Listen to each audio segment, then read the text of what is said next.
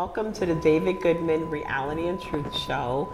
My name is Vanita Lambert, and I have the honor of hosting this show every single week, and it goes out on Access TV. And please, I always forget to say it at the end, so I say it in the beginning. Follow us on YouTube and share this information. David Goodman implemented this platform to bring information, resources, and new perspectives to our community. And as a result of that, we're celebrating Breast Cancer Awareness Month this month. That's why we all have on this beautiful fuchsia. Yes. We're celebrating that, and we have the president of Sisters Journey here. Her name is Miss Dawn White Bracey, and she's going to be sharing some very important information about breast cancer. And we also have my NCNW sister, Miss Lynn Sistruck. She's the outreach coordinator for Sisters Journey. So I want to welcome you both here today. Thank you.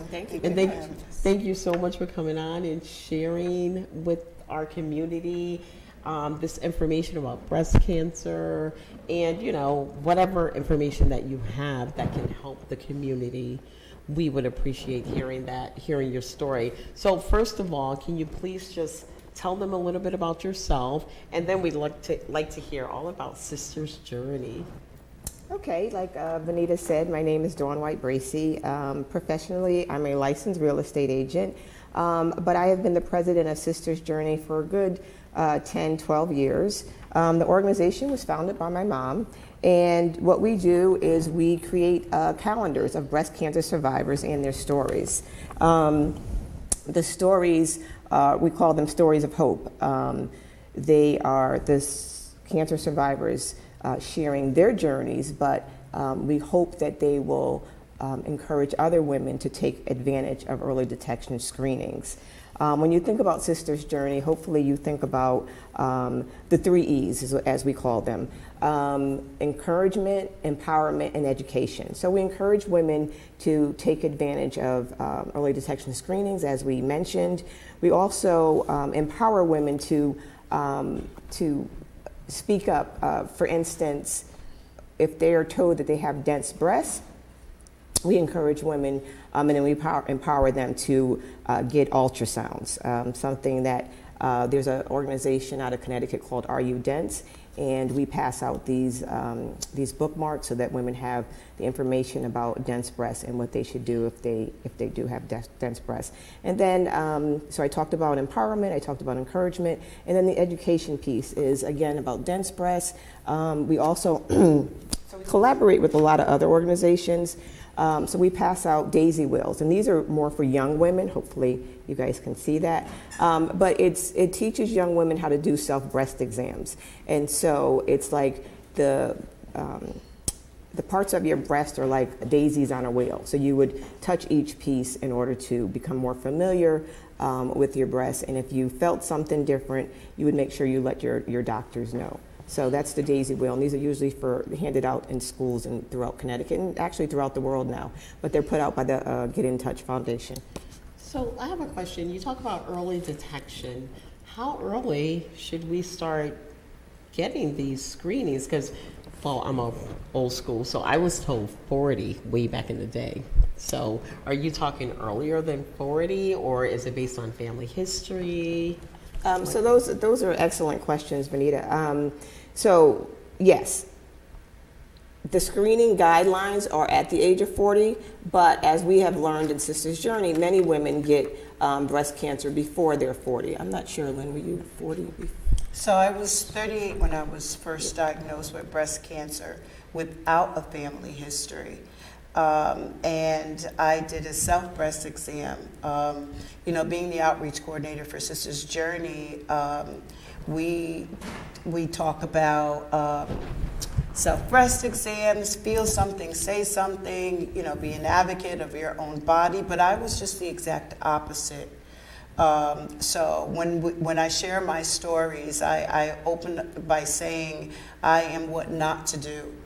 And in my case, what happened was there was a lump that had grown fairly large. I don't recall the centimeters, but what I did was ignore it. Or my friends and I, we diagnosed me by saying it was ingrown hair, it was calcium buildup, but actually it was a tumor. And I let this tumor grow within my body for well over a year. And Oh my goodness. What not to do. And What- how what big not to was it? do. How big was it? I know you don't know centimeters, about but the size of of a a peach. raisin, a peanut, a walnut. A peach pit. It was Okay. actually That's protruding big. through my blouse. And it was my dad who saw it and thought it was money falling out of my bra at the time. And it was on from there. And so that's why I feel it's important for all women to know that early detection is key, and don't ignore anything within your body, any type of abnormality. You need to get it checked. And as far as family history, at that time, I was the first to be diagnosed within my family with breast cancer or any form of cancer. So, and then after my treatment was completed and everything, and then I had a first cousin who was also a member of Sisters Journey. She was diagnosed with breast cancer, and then both parents passed from cancers. In her 30s as well, or young? And my cousin was in her 40s at the time. And I'm also a 2-time breast cancer survivor. So the second time, once I felt that pea size, I immediately knew what to do then. And it was actually through Sisters Journey and the education that they provided for me, that's when I knew Right. what to do and how to go about doing it.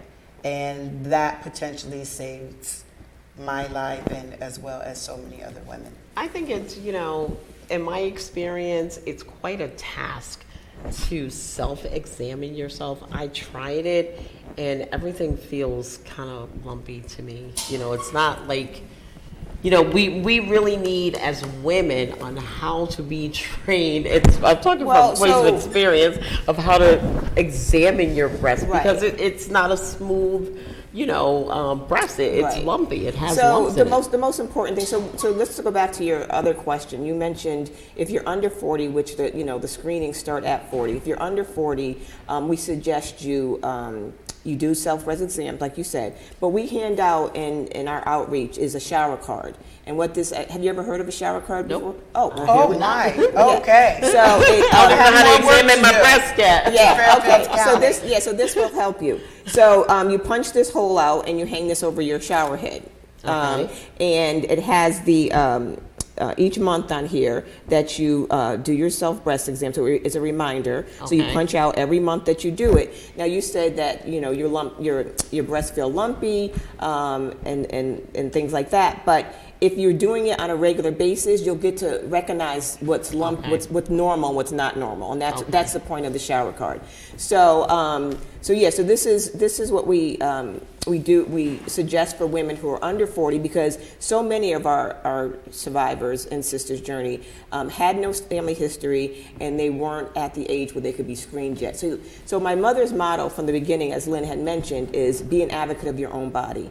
We have to fight for our own bodies, our own health sometimes. And when we go into a doctor's office, we have to be empowered, and we have to, know what the laws are, like, that you can get an ultrasound if you have dense breasts, and, that you can do self-breast exams. And the other thing that we hand out in our outreach is this family history health chart, so that you can ask the questions within your family, because if you do have family history, you may be able to get those screenings earlier than 40 years old. And you can have genetic testing, which we have found that many women have had their lives saved or extended because they had those tests done, like the genetic testing. Okay. One of the other things that I found that was important are clinical trials. Clinical trials actually offer the best breast health care through treatment and that I know of.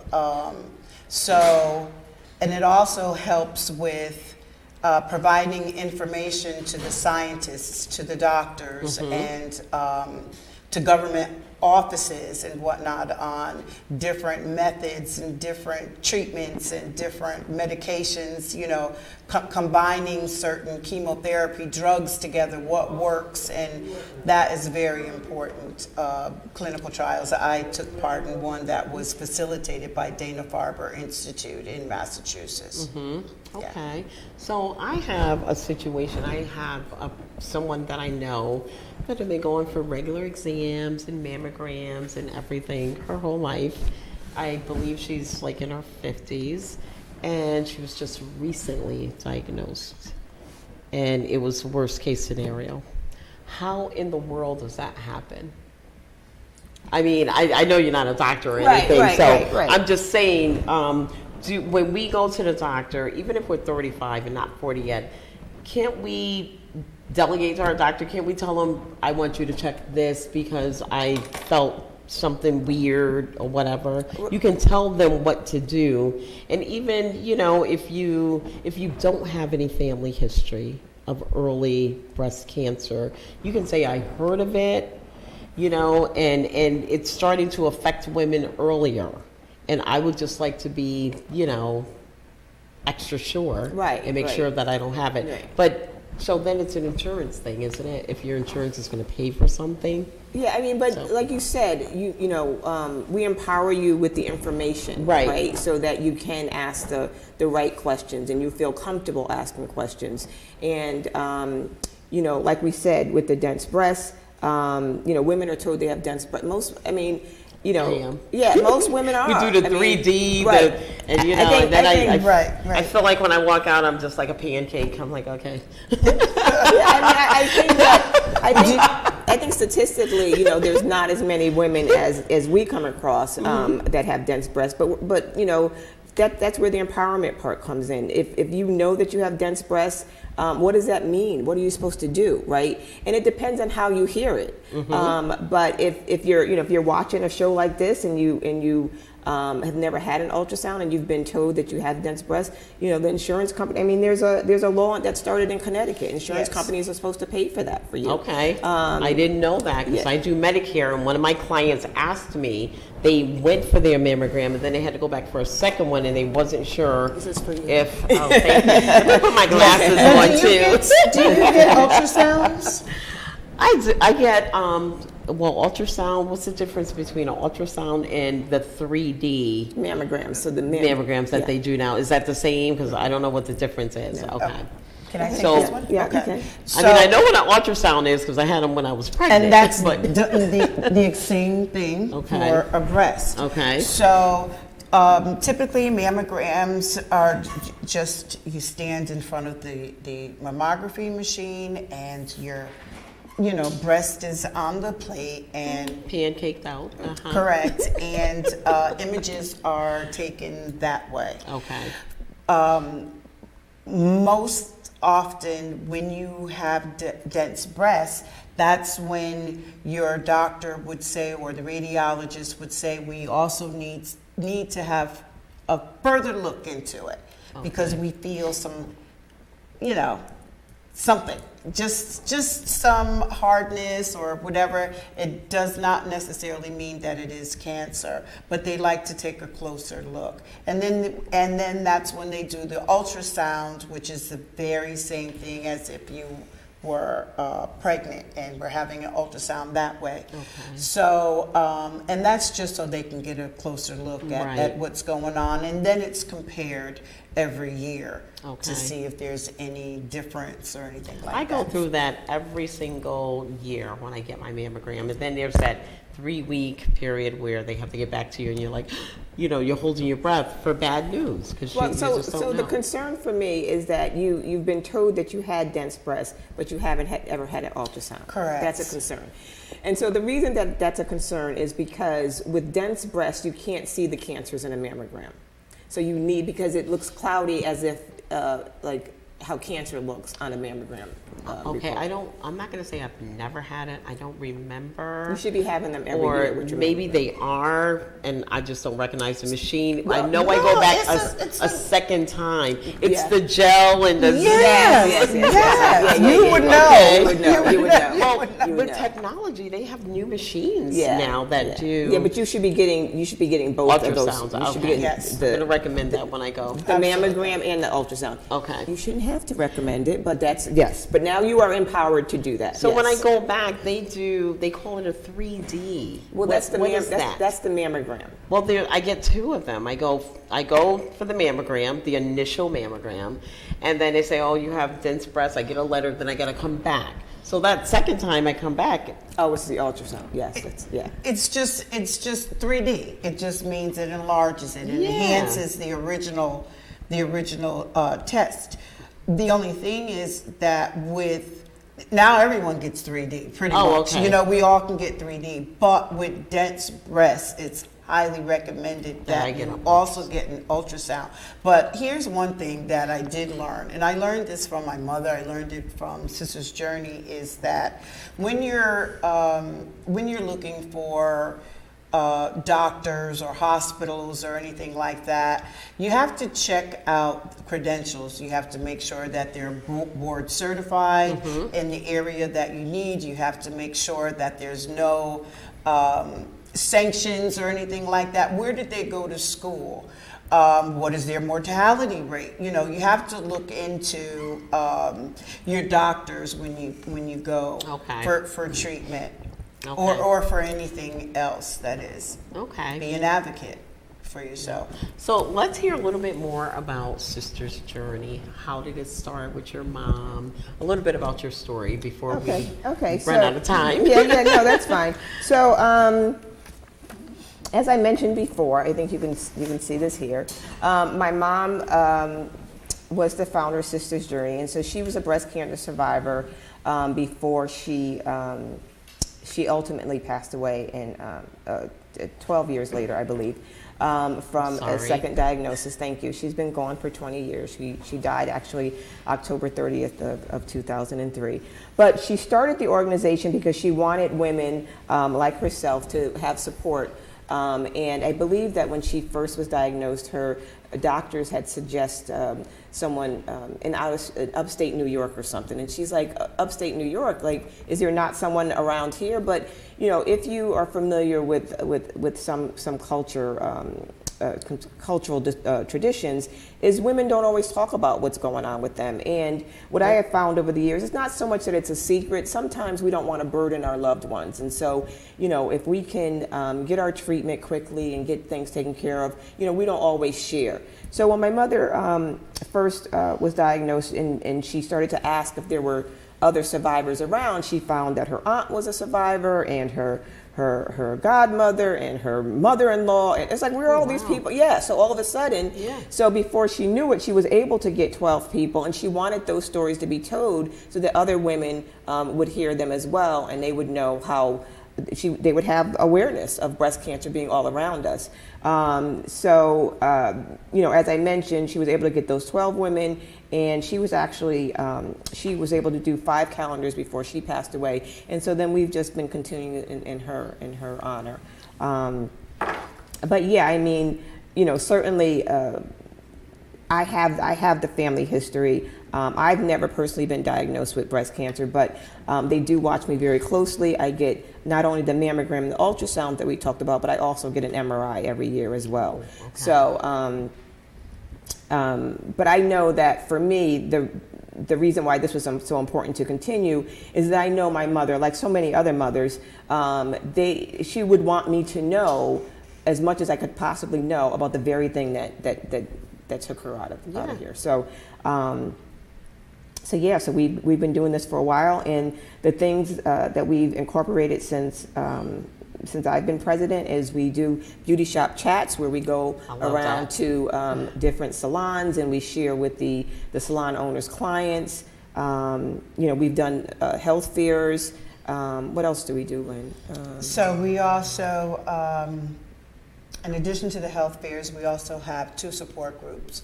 We have once a month, we have one on the third Tuesday of the month, which meets in person at St. Luke's Church, 111 Whaley Avenue in New Haven. That's the third Tuesday of the month. And then the third Thursday of the month is virtual. And that second support group started during the pandemic. So we have found that by continuing the virtual support group, that gives the survivors who live in other states and aren't able to get to New Haven to the in-person support group, that they have a way of connecting with the other members of the organization. And so what I do as outreach coordinator for the organization, I go out and mostly in Fairfield County and participate in the health fairs, the different workshops, and just spread the word on breast health. We go into the churches, the schools, anywhere in the community, and there is no charge. We don't charge for this. So that's pretty much what we do. We also provide survivors for speaking engagements, for speakers. We also can connect with other outside entities such as doctors and whatnot, and we could, possibly get them to participate in whatever program that you have going on.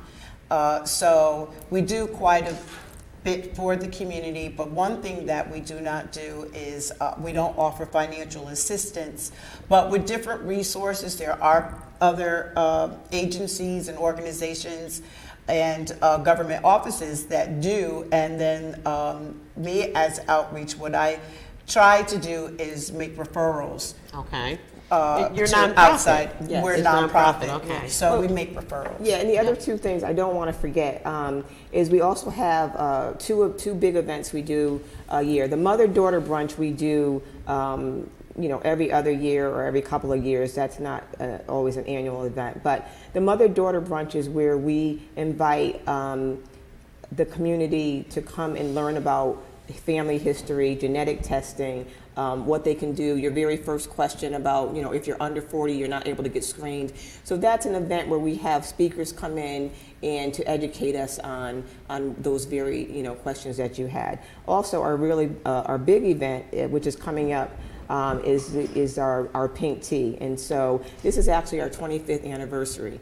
So we are so Super excited. We're so I excited. can't Well, wait. when is the pink tea? Tell us about that. Yeah, so it's on the screen, but it's Saturday, October 28th. We have it at Mohegan Sun. So when my mother first started the pink tea and the calendar, we grew out of most venues around Connecticut, and so Mohegan Sun, the casino, they were able to take as many people as we. The first year we went to the casino, I think we had 10 bus loads that left from New Haven, and we had over 800 people. Wow. For that first event, and now we're going to be celebrating our 25th anniversary. But what it is we unveil so this is our 2023 calendar. We unveil the next year's calendar. So at the Pink Tea this year, we will be unveiling our 2024 calendar and all the 12 women who are sharing their stories. Mm-hmm. So we have lunch and we have speakers, and so we certainly celebrate with the 12 women who are in the calendar, but all of the survivors that have been in the last 25 calendars will be celebrated that day as well. Wow. So It's going to be a great day. I can tell you're so excited, Lynn. Yes, I am. I have been a member of Sisters Journey since 2006. And just really quickly, how I became a member was when I was diagnosed the first time. Mm-hmm. I was at Yale. This was before it became Smilo and everything. So I was at Yale.